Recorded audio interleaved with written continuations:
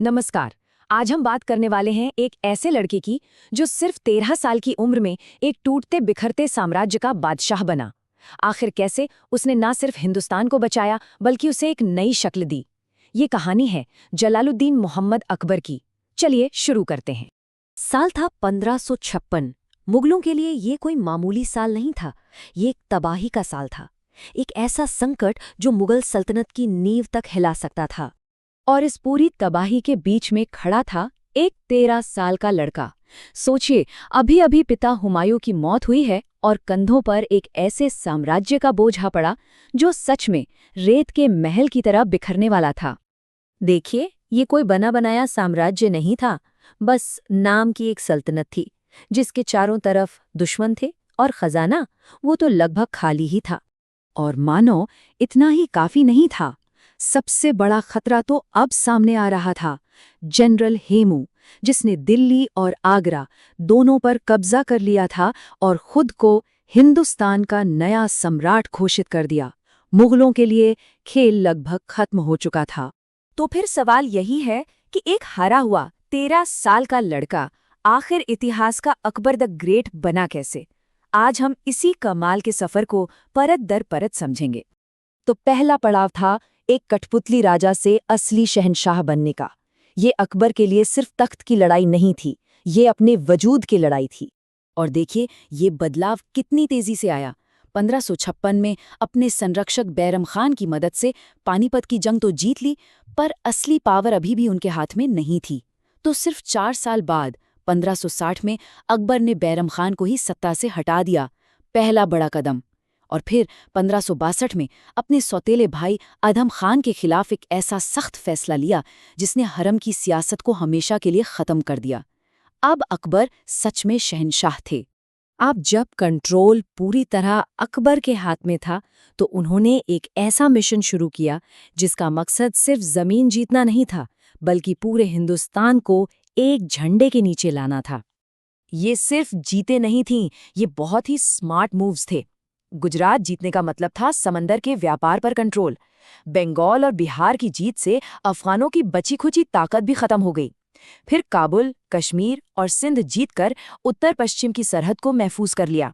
और आखिर में असीरगढ़ की जीत, जो उनका आखिरी मिलिट्री कैंपेन था, उसने दक्कन पर मुगल पकड़ को मजबूत कर दिया।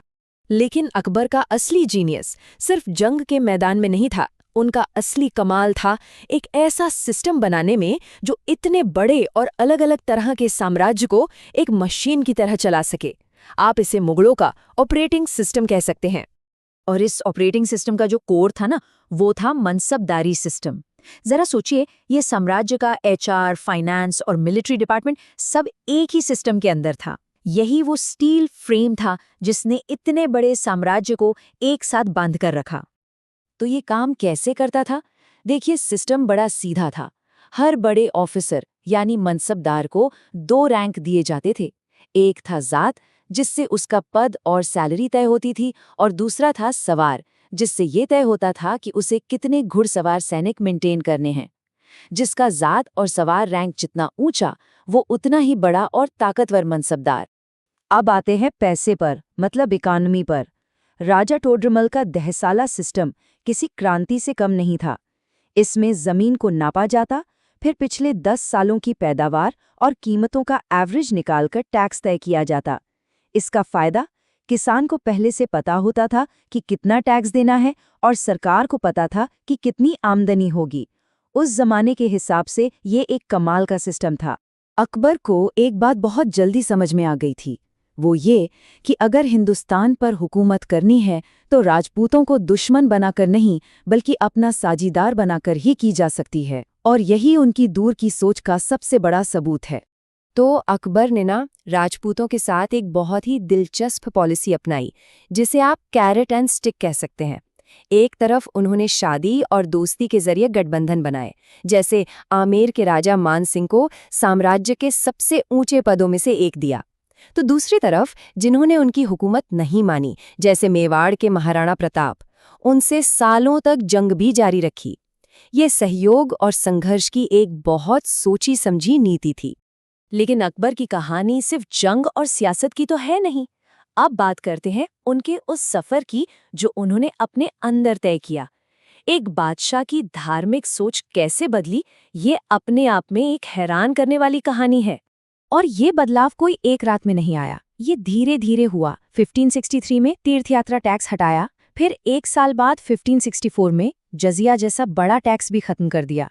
फिर उन्होंने इबादत खाना बनवाया, जहां पहले सिर्फ मुस्लिम धर्मगुरु बहस करते थे। लेकिन अकबर को जल्दी लगा कि सच किसी एक धर्म की किताब में कैद नहीं है, तो 1578 में उन्होंने इबादत खाने के दरवाजे हिंदू, जैन, पारसी, ईसाई सभी के लिए खोल दिए। और इन्हीं बहसों से निकला उनका सबसे बड़ा सिद्धांत, सुलह कुल, यानी सबके लिए शांति। तो इन सब नीतियों का नतीजा क्या निकला? नतीजा सिर्फ एक मजबूत साम्राज्य नहीं था, बल्कि एक ऐसा सुनहरा दौर था जहां कला, संगीत और साहित्य में भारतीय और फारसी तहजीब का एक अद्भुत संगम देखने को मिला। लेकिन अकबर के दरबार की असली ताकत क्या थी? वो थे उनके नवरत्न, 9 ऐसे हीरे जिन्होंने अपनी चमक से मुगल साम्राज्य को रोशन कर दिया था। जरा इन नामों पर गौर कीजिए। राजा टोडरमल, वो फाइनेंशियल विजार्ड, संगीत के सम्राट तानसेन, उस पूरे दौर का इतिहास लिखने वाले अबुल फजल, और रहीम, जिनके दोहे तो आज भी हम सब पढ़ते और सुनते हैं। ये सच में टैलेंट का एक महासागर था। और इसीलिए शायद इतिहासकार वी.ए. स्मिथ ने उनके बारे में लिखा था, वो पैदाइशी तौर पर इंसानों के राजा थे जिनका इतिहास के महानतम शासकों में से एक होने का दावा बिल्कुल सही है। ये एक लाइन अकबर की पूरी शख्सियत को बयां कर देती है।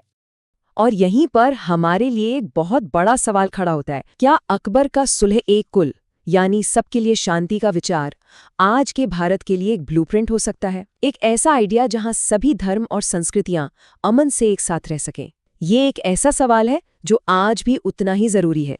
इस तरह की कहानियों को आप तक लाने में बहुत मेहनत और हिम्मत लगती है। प्लीज़ हमारे काम को लाइक, शेयर और सब्सक्राइब करके सपोर्ट करें। यही चीज़ हमें और ज़्यादा काम करने और आप तक ऐसा कंटेंट लाने की ताकत देती है। हिंदुस्तान जिंदाबाद। अगर आपने यहाँ तक सुना है तो मैं इस बारे में आपकी राय ज़रूर जानना चाहूँगा। आप इस टॉपिक के बारे में क्या सोचते हैं? प्लीज़ कमेंट्स में बताइए। चलिए इस पर एक अच्छी चर्चा करते हैं। और हाँ, प्लीज़ इस प्रस्तुति को लाइक ज़रूर कीजिएगा, क्योंकि आपका एक एक लाइक हमारे लिए बहुत मायने रखता है और हमें मोटिवेशन देता है।